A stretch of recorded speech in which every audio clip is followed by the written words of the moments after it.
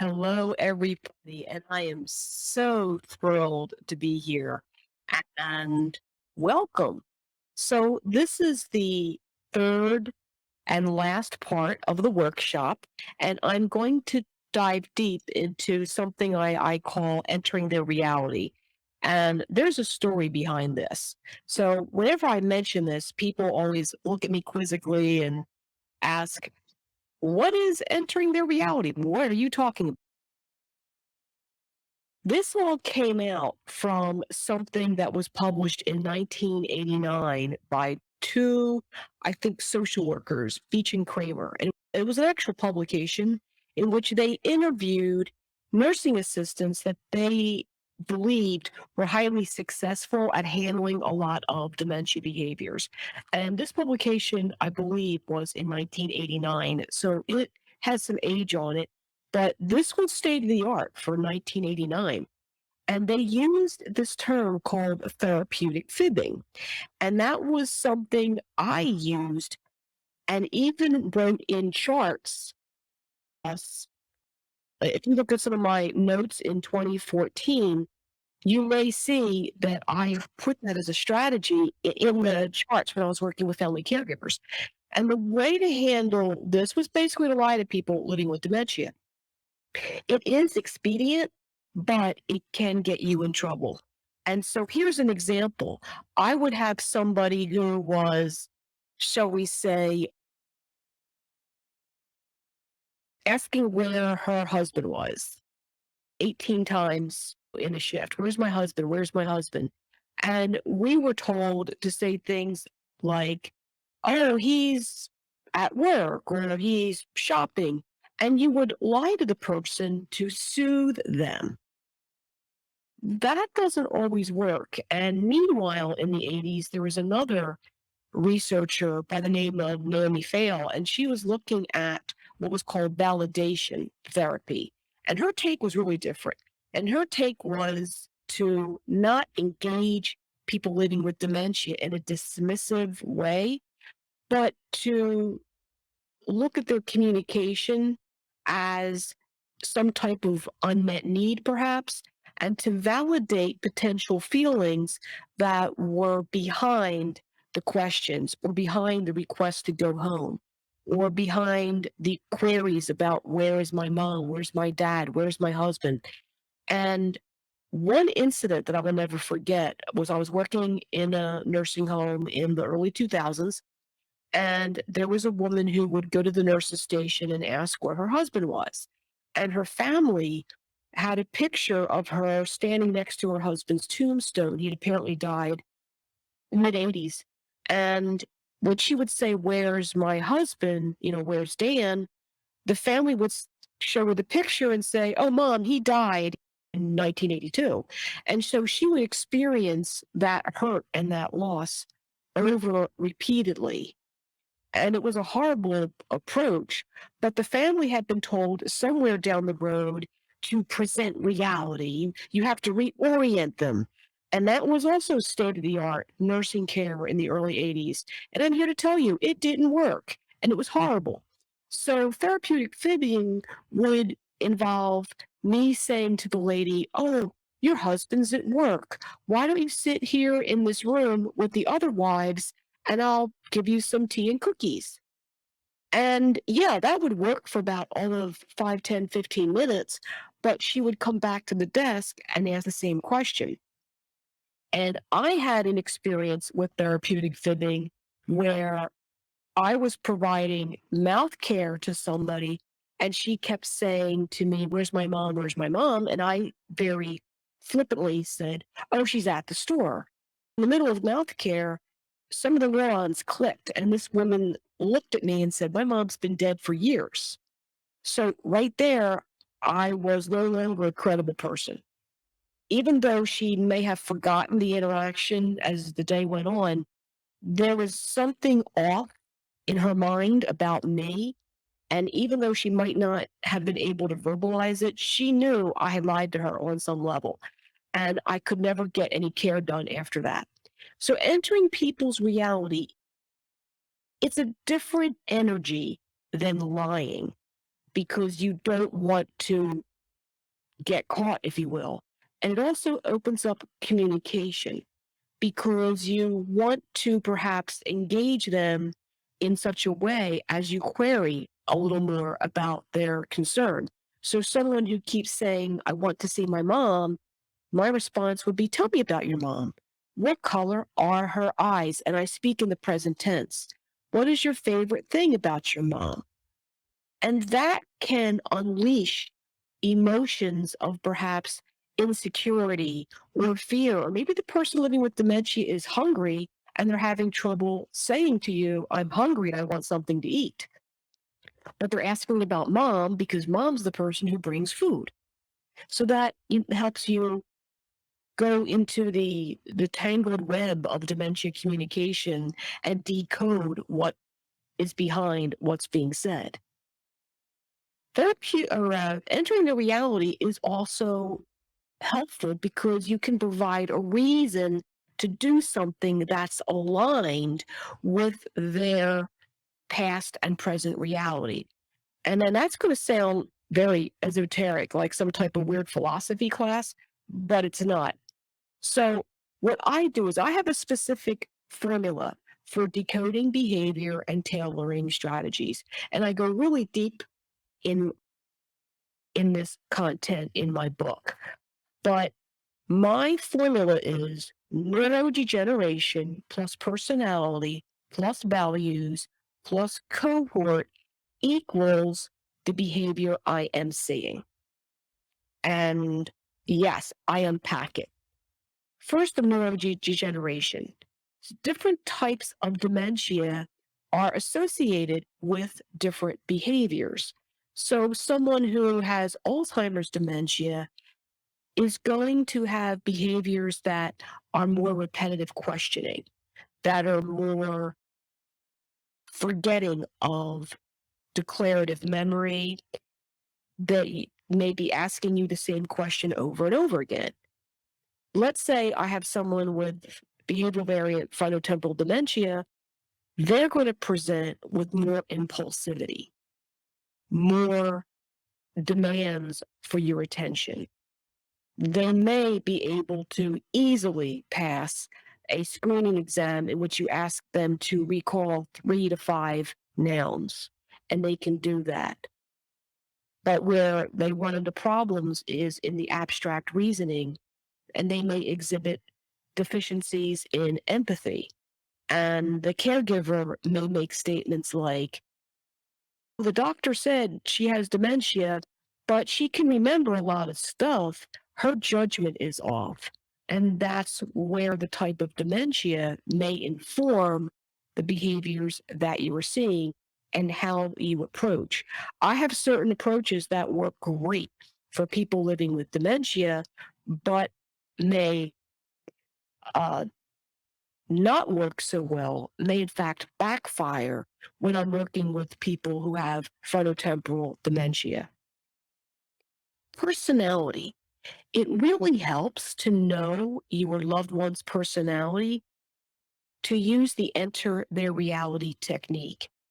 And when I say personality, people tend to think of maybe extrovert versus introvert. It's more than that. And I often ask family members to describe their family member's personality pre dementia. Were they high energy or low energy individuals? Morning people or night owls? Outgoing or reserved? Life of the party? Center of attention? Or happy to stay in the background? Were they bossy or somewhat submissive? Is there a matriarchal or patriarchal role that they played? I often ask as well about occupation because the occupation plus the knowledge of one's personality can help guide the entering their reality strategies. And I give examples in a few minutes. So I know right now this is sounding a little abstract. It'll make sense. Another important piece of the formula are the values. And the values are ways, I would ask you, what was important to them? For example, appearance. I have people who would never walk out of the house without a full face of makeup and an outfit that was clean and pressed. Unlike my scrubs right now, they're a little bit wrinkly. What was their reputation important? My nana was hilarious. Her favorite response to everything was, "What would the neighbors say?" It didn't matter that what was going on in the house. What mattered was how we presented ourselves outside of the house. And she was very upset when my parents were going through some difficult times. And my mom went through and literally told my dad to get out of the house and kicked him out of the house for his behaviors. And my nana was just absolutely upset about that because she didn't want the reputation of the family to be scandalized. It's like, Nana, the man is horrible. I don't think he needs to be here. But what would the neighbors say? And this can help with some of the entering their reality scripts because I've used appearance to get people to enter the shower when they were refusing it. What about finances? Were they in charge of financial decisions, or were they perhaps more dependent on others to make those decisions? Or were these people work and occupation oriented, family oriented, or a combination of both? And the other question to ask in response to values is also the context, because I have people who are very organized and very structured at work, but at home, everything's kind of messy, disorganized. Maybe the bills get paid, maybe they don't. So you can have values that change depending on the context. It's also good to find out about people's spiritual beliefs and practices. That can come in handy when you also are entering their reality. I helped a family caregiver whose husband was very spiritual, very biblical, and he was resistant to following a certain type of eating program because he was diabetic. He wanted to eat sweets all the time. And when she would say to him, "No, honey, that's not good for you. Here's some fruit," he would get very angry and irritable with her.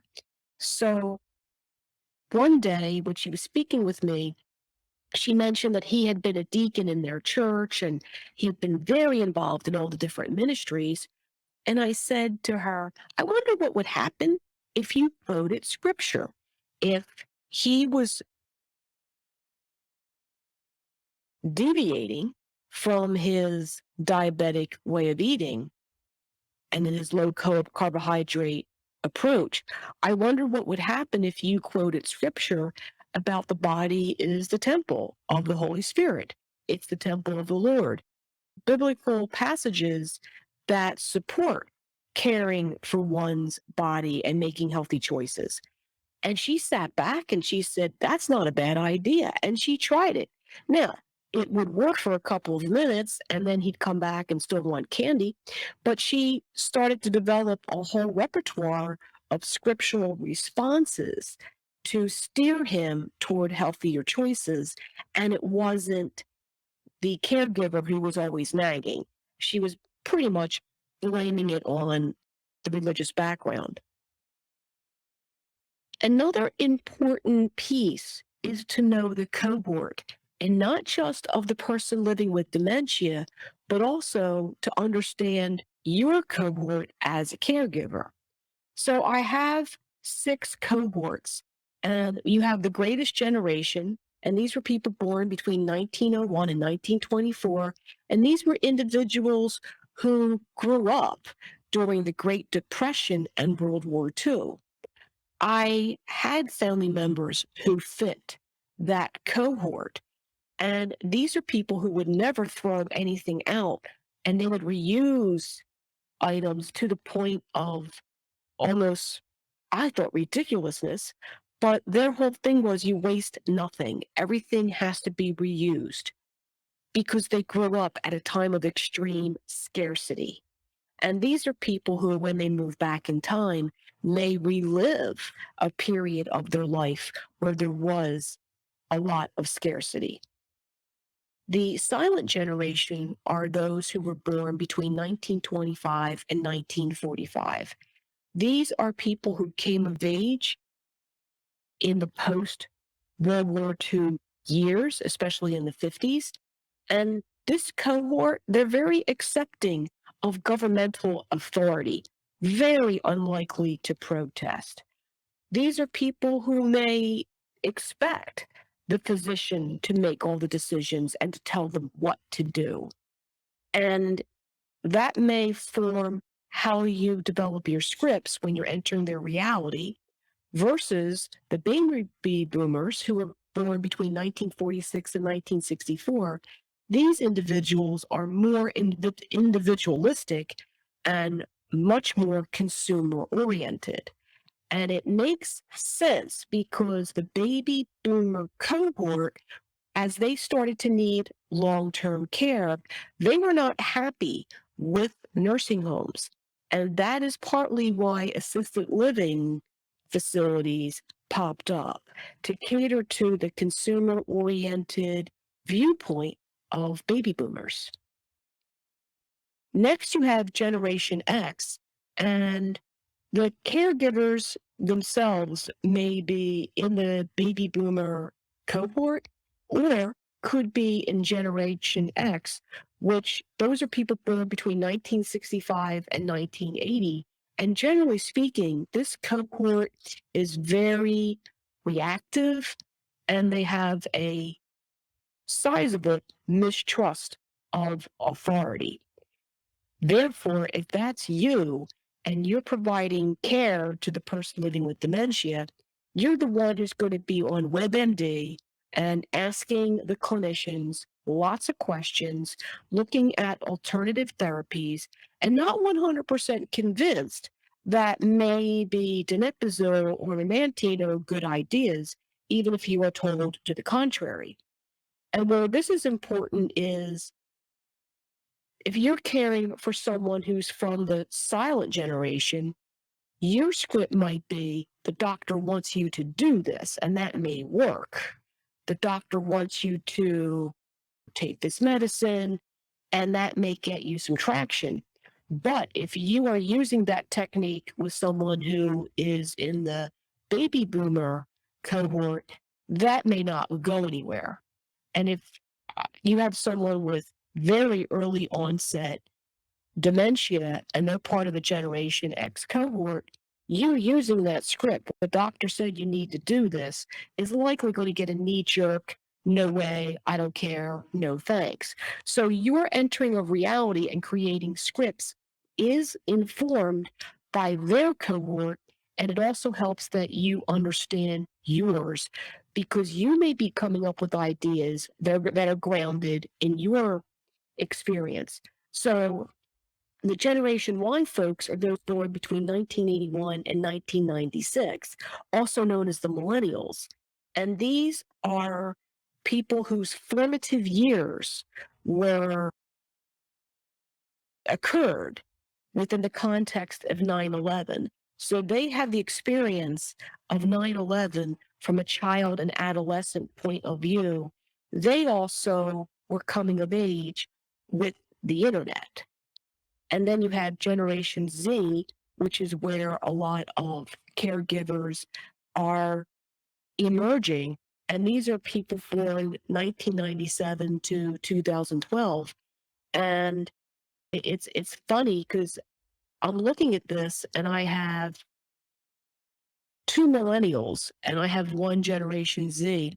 And it was interesting to see a little bit of the differences. But the Generation Z folks were raised with technology. They're also known as iGen because their whole lives were shaped by computers and smartphones, smart appliances. This generation is also racially and ethically more diverse and most likely to engage in activism.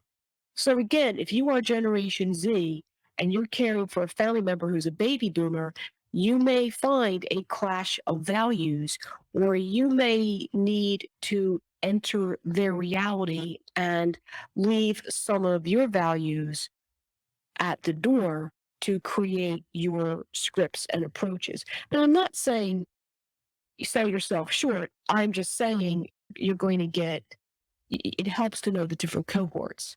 So I'd like to give some examples of entering their reality. But before I do, I want to go back a little bit about cohort. And one of the things I forgot to mention is language and terminology. There are certain words that were considered part of normal, polite vocabulary that are not tolerated today. And I'm thinking of Mark Twain and some of his writings, where there are racial terms that today's folks would consider extremely offensive, but the readers and people from Mark Twain's cohort were using racial slurs as normal, everyday, polite speech. So what happens is, as a person from a particular cohort moves back in time, they may start to use racially charged, sexually inappropriate language that may have been acceptable for their cohort. And that's just something to consider and think about when you are dealing with different ethnic groups, different socioeconomic situations. I'm thinking of trying to explain Caitlyn Jenner to my dad. That he wasn't having any of that. His whole thing is either a guy or a gal. The whole transgender thing was just beyond his ability to grasp.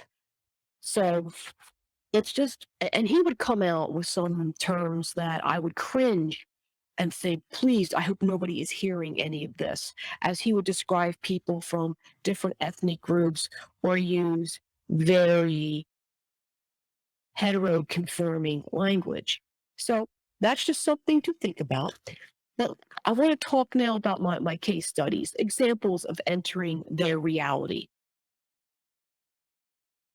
One of the first people I used the strategy with was a very robust 66-year-old white man. He had early onset dementia, and he had a career as a very successful attorney, and now he was currently residing in the nursing home. And for those of you who have heard other podcasts, listened to other presentations, I've used this case study before. But this gentleman was now residing in a nursing home, moderately severe dementia, physically extremely strong. And he would sit in soiled clothing and refuse any attempts to remove the soiled clothing or to bathe him. And because he was 6 foot something, strong and very robust, it involved medication and two very strong male nursing assistants who literally would pick him up and take him into the bathroom and forcibly remove the soiled clothing. I was there one day with my students, my nursing students, and this was a gentleman that we were involved in his care. And one of my students realized that he was an attorney, and she also had grown up around attorneys.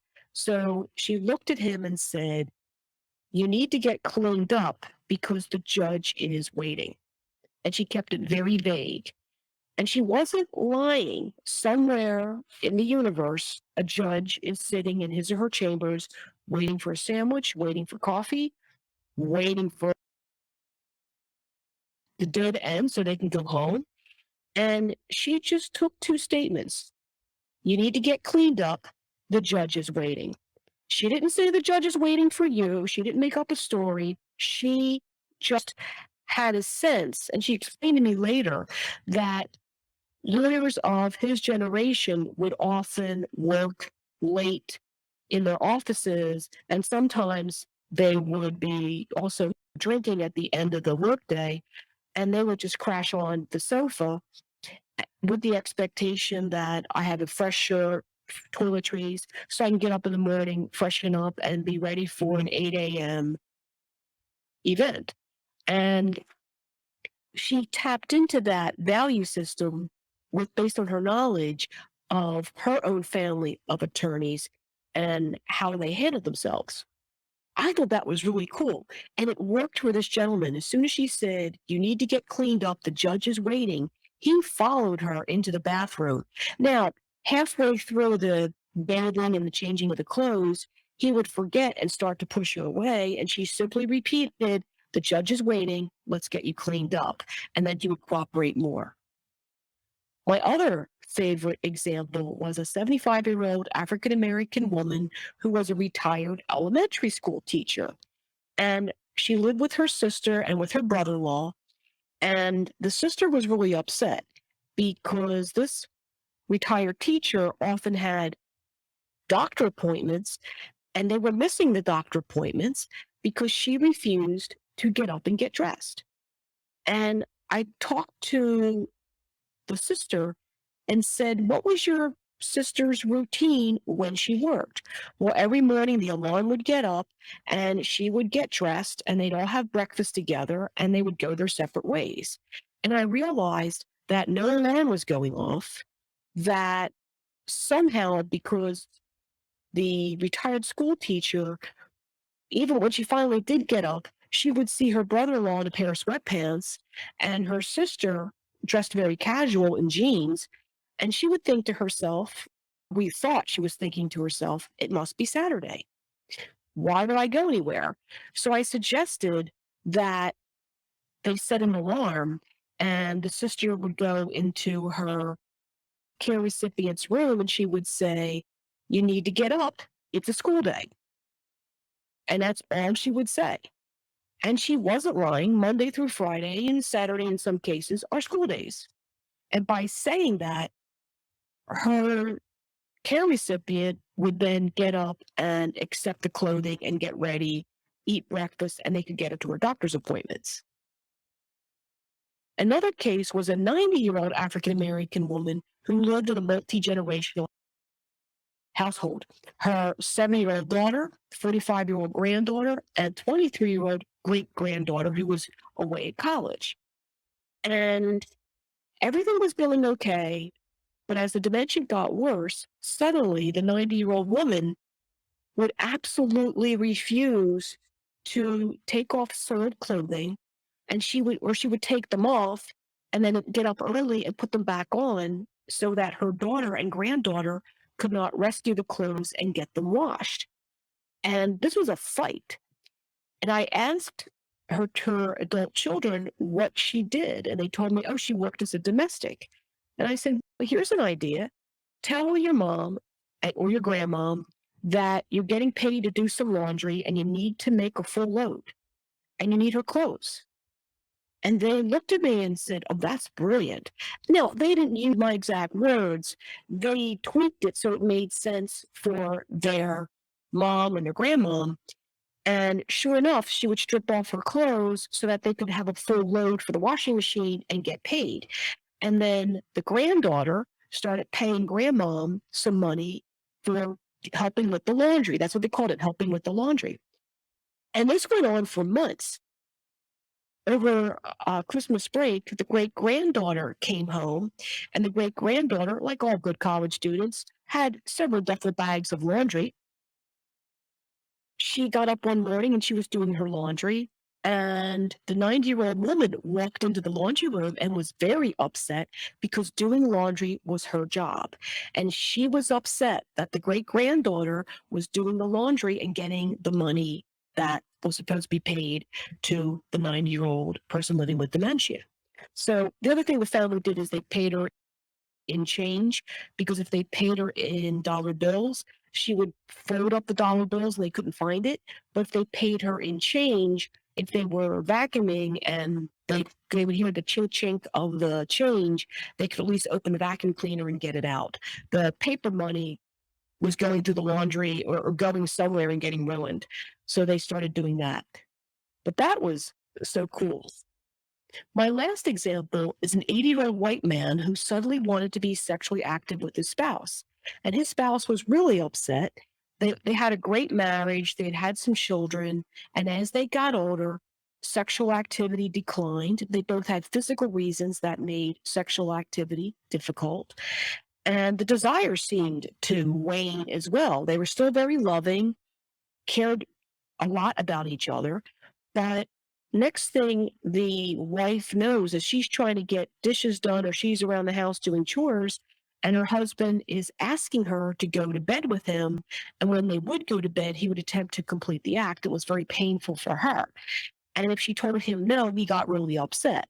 So the question I said to her was, in your previous life, was there ever a time where it would be okay for you to refuse sexual activity, but your husband wouldn't be hurt? He wouldn't take it as a rejection. And she started listing all different reasons that it was okay to not engage in sex. And some of these reasons involved being pregnant, they involved having her period, and telling him that she was pregnant or she had a period, just that was talk about therapeutic living.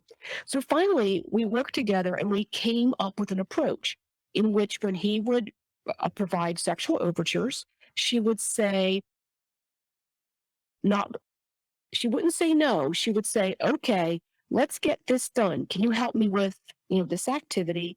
And I will come back to you later. We'll do it later. And he'd say, okay, then forget about it. So that was the one way she handled it. The next thing she did when they were in bed together and he would start making overtures is she would say to him, honey, I would love to make love to you, but I'm really sore down there. And the truth of the matter was she had some degenerative joint disease. She had low back pain. So she just said, sore down there. And that could mean a variety of areas. But because she mentioned she was in pain, he didn't take it as a rejection. He's like, oh, I'm so sorry. And then she'd say, how about we kiss, or I'll give you a foot rub, or you can rub my back. And they'd find other physical ways to show affection that did not involve intercourse. And that worked really well for them. So these are all examples of how the entering their reality technique can be adapted and used in such a way to address many behaviors that you may encounter in your person living with dementia. So at this point, I just want to let everybody know that tomorrow I will start registration. Actually, registration's open now. So those of you who are listening to the podcast or to the webinar, you're finding out before everybody else. But I'm launching a competent and confident dementia caregiving program. And the goal of this is after the 5 weeks, getting through the modules, you have the knowledge and the skills to prevent and manage many of the dementia behaviors you are either dealing with right now or may happen down the road. And we start first with communication that gets results without anger. And then the second module is gaining cooperation without combat. And that's where I dive into strategies to handle care refusals. And we do use the entering their reality approach. And then the third module is safety, keeping you and your loved ones safe without you losing your mind, and also knowing what safety issues to expect at different dementia stages. And this is one of the pieces that are really important is you will know how to evaluate the level of supervision your loved one needs at all the different stages of dementia. And then the fourth module is strategies to handle complicated and difficult dementia behaviors, where I move you from your own sense of overwhelm and helplessness to, honey, I got this. I know what this is. I know what it means to my loved one, and I am going to handle it. And some of the topics are sexual behaviors, similar to what I just did right now.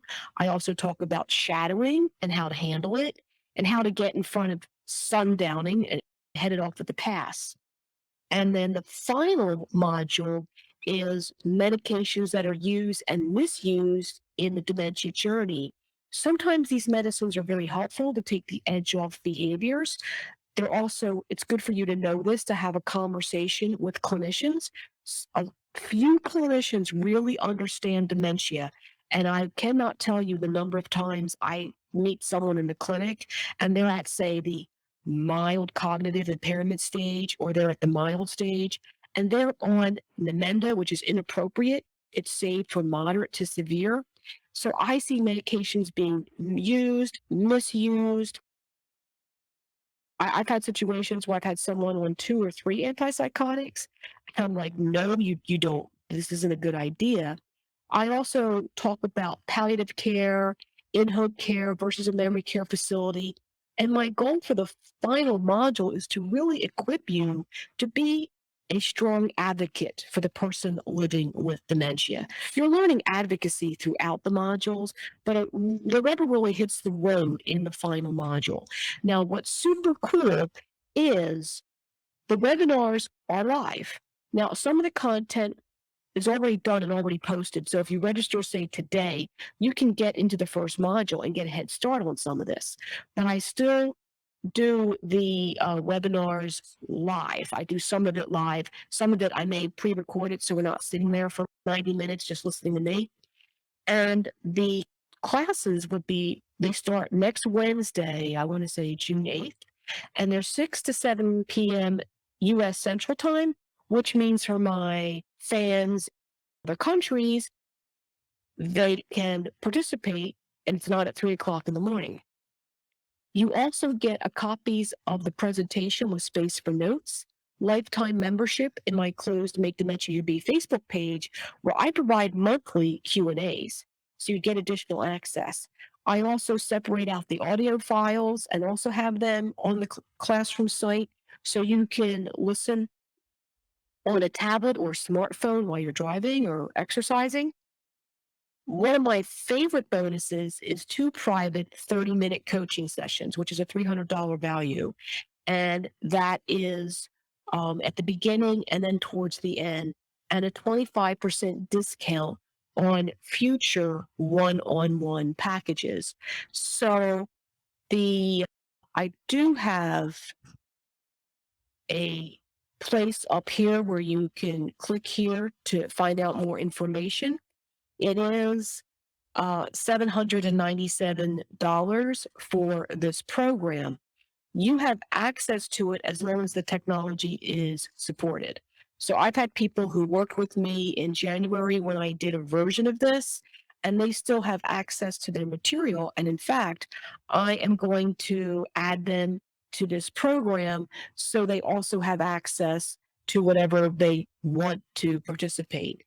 And I am limiting it to 8 participants because I want to have quality personal experience. I don't want to be somewhere where I got 20 or 50 people on a call. You'll never get your questions answered. And I always get frustrated when I'm in situations like that. If this isn't a good time for you, if you're like, no, I'm not there yet, I will be opening this program up in August, but it won't have the same one-on-one energy that this program will. The program, when I launch it again in August, it'll be all pre-recorded with some interaction, but it will have the same intensity.